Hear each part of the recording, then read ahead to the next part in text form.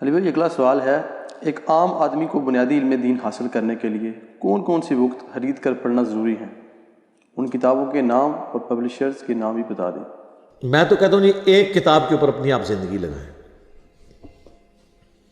वो ये किताब है, अल्लाह की किताब कुरान। क्योंकि हमारे सारे अकीदे, हमारे सारे नज़रियात,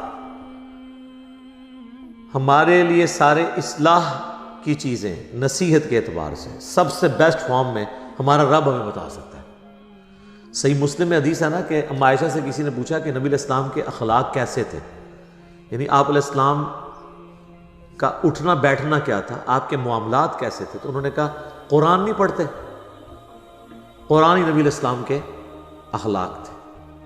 यानी नबी इस्लाम कुरान मुजस्सम थे, यानी कुरान जिस तरह का मुसलमान चाहता है ना, वो अगर इंसानी शक्ल में आए तो वो रसूलुल्लाह की ज़ात थी। नबी इस्लाम कुरान की तालीमात का एक मुजस्समा थे। तो आप इस्लाम की सीरत को फॉलो करें। लक़द कान लकुम फ़ी रसूलिल्लाहि उस्वतुन हसना। लोग अक्सर कहते हैं किताब बताएं किताब, मैं कहता हूं जी कुरान से बड़ी कौन सी किताब आपको बताएं। लोग कहते हैं कि वो हमारे घर एक दादाजी की पुरानी हाथ की लिखी हुई किताब पड़ी हुई है। सर वो कितनी पुरानी होगी, 100 साल 200 साल?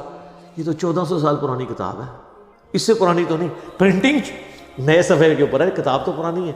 और उससे बड़ी बात, ये किताब इस दुनिया में किसी राइटर की लिखी हुई नहीं है, आसमान से नाजिल हुई है। राइटर ने तो उसे सिर्फ एक अल्फाज की शक्ल दी है, नाजिल तो आसमानों से हुई है अल्लाह के पैगंबर के ऊपर सल्लल्लाहु अलैहि वसल्लम।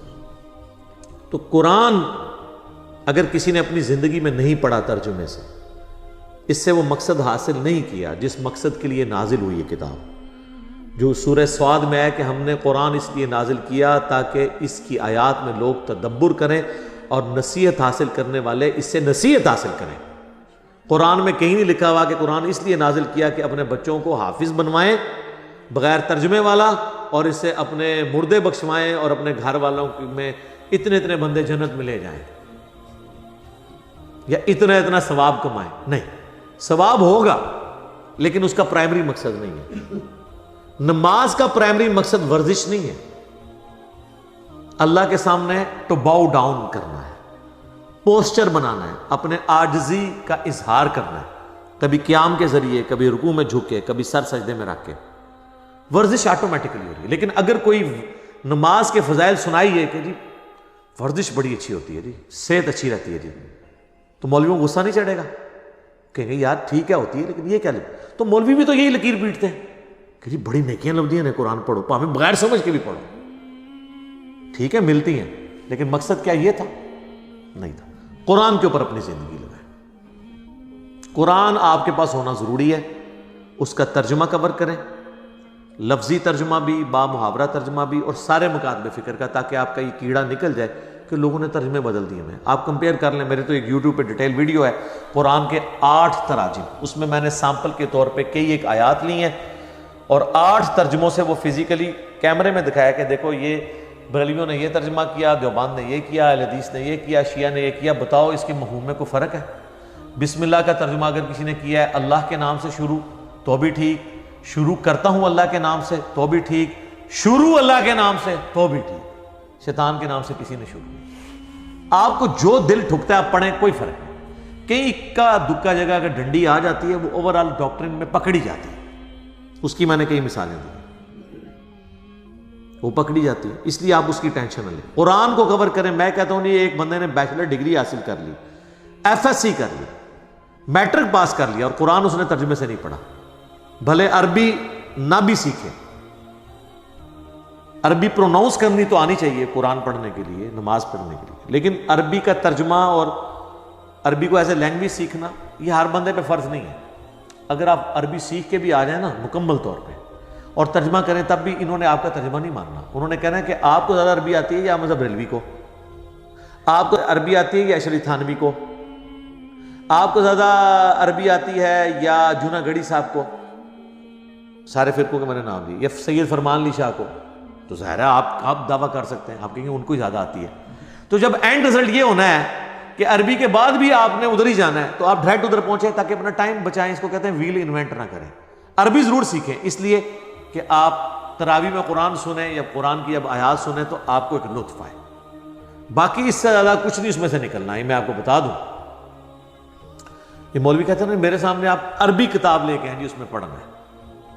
अरबी किताब मैं बुखारी ले भी जाऊं, तुम उसमें डंडी मारो तो मैं तुम्हारे रूहानी अब्बा जी, तुम्हारे उस्तादों के उस्ताद का तर्जमा तुम्हें बताऊं कि ये लिखा है, तुम ये क्यों 2 नंबरी कर रहे हो, तो उसका अरबी से उर्दू का तर्जमा माना जाएगा, ये तेरा माना जाएगा भाई।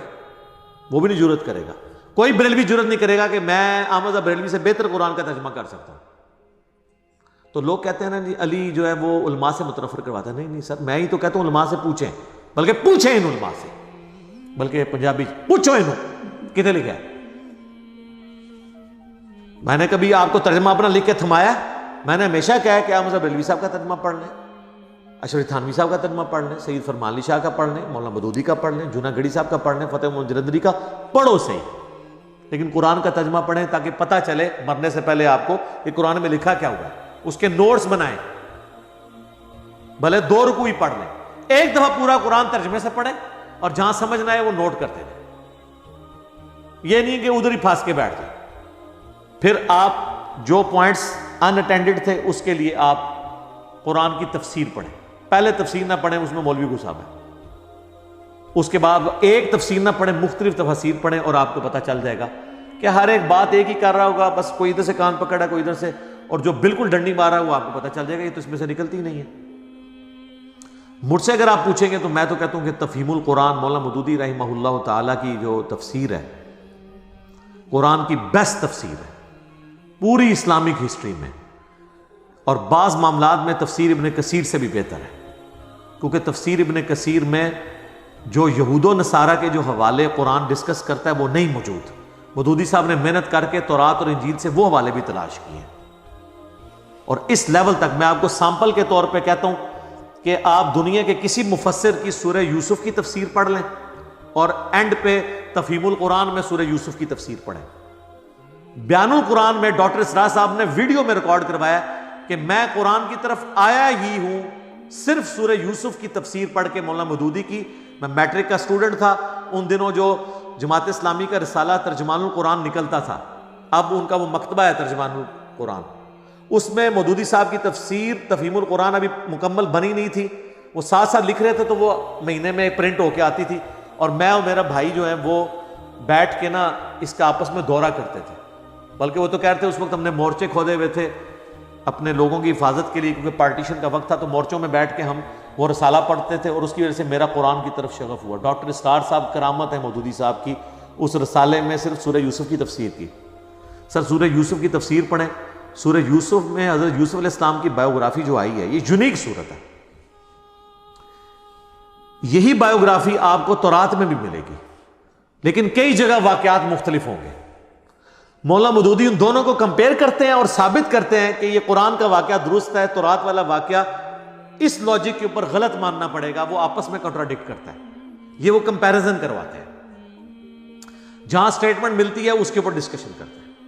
फिर कुरान जब बात करता है ना तौरात और इंजील के हवालों की, कि तौरात लेके आओ उसमें देखो ये है, तुम्हारी किताब में लिखा है, तो इब्न कसीर तो हमें नहीं बताते कि वो कहाँ लिखा हुआ है, लेकिन मदूदी साहब वो सारे हवाले लेके आते हैं। और ये भी अपना कीड़ा निकाल दें कि मदूदी साहब ने अपनी राय से तफसीर की है, नहीं,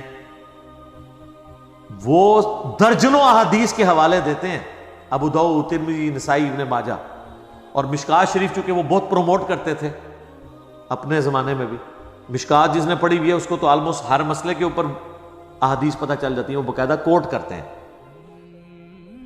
कि जी ये इस कॉन्टेक्स्ट में ये हदीसें हैं, बाकायदा वो बहस में लेके आते हैं, हदीसें भी वो कोट करते हैं, आइम्मा के अकवाल भी कोट करते हैं इख्तिलाफ में। वो बाज़ उलमा ने कहा जी वो एंड पे जाके कहते हैं मैं ये कहता हूं, तो मदूदी साहब ने तफसीर अपनी राय से की। नहीं नहीं नहीं नहीं सर, ऐसा नहीं है।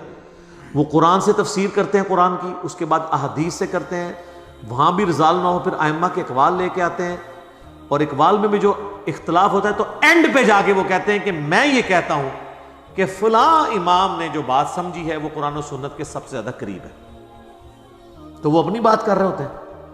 मुझे पूरे तफहीमुल कुरान में बताएं कि किसी एक जगह उन्होंने कहा हो कि ये कुरान में और अहादीस में और आइम्मा के सारे इकबाल गलत हैं। मुझे आज समझ आया इसकी तफसीर ही है। कोई एक वाला बताएं। तो नहीं, तो ये तो आप सारे कर रहे होते हैं। बरेलवियों ने अहमद बरेलवी की तौजीहात मानी है ना, बाकी सबका तो इनकार कर दिया। तो हम ये कहेंगे कि बरेलवियों ने खुद साख्ता किया? नहीं, वो कहेंगे मैंने अहमद बरेलवी पर रिलाय किया। तो मौदूदी साहब भी अगर किसी मसले में कहते हैं यहाँ पे शवाफे दुरुस्त हैं, यहाँ पे हनावला दुरुस्त हैं, यहाँ पे हनफी दुरुस्त हैं, यहाँ पे मालकिया दुरुस्त हैं मेरे नज़दीक, तो वो अपने नज़दीक का मतलब ये नहीं कह रहे होते कि मेरी ये राय, वो कहते हैं मेरे नज़दीक मैंने जब कंपेयर किया तो इसकी राय ज़्यादा बेहतर है। वो कहते हैं नहीं, मौदूदी साहब कौन होते हैं डिसाइड करने वाले किसकी राय बेहतर है? तो सर आपने भी तो डिसाइड किया हुआ है, आपने फ़िक़्ह हनफी क्यों अडॉप्ट किया हुआ है? हर हनफी ने आपके नज़दीक फ़िक़्ह हनफी की राय इमाम मालिक, शाफ़ी, अहमद बिन हंबल से बेहतर है। तो जब आप डिसाइड कर रहे हैं तो मौदूदी साहब नहीं डिसाइड कर सकते? उन्होंने कोई नया नज़रिया पेश नहीं किया। तो तफ़हीमुल कुरान ज़रूर पढ़ें, हमारी वेबसाइट के ऊपर उसकी सॉफ्ट कॉपी है, वो डाउनलोड करें। तो आपको जदीद साइंटिफिक जो इतराज़ात हैं वो भी उसमें कवर हुए हुए हैं, और पुराने जो इख्तलाफात हैं वो भी कवर हुए हैं, और बाज़ तो इतने मुश्किल तफसीर के इश्यूज थे जो मौदूदी साहब ने ही रिजॉल्व किए हैं। मसलन ये जो हज़रत खज़िर और मूसा अलैहिस्सलाम का वाक़या है, ये आप ज़रा तफसीर पढ़ें।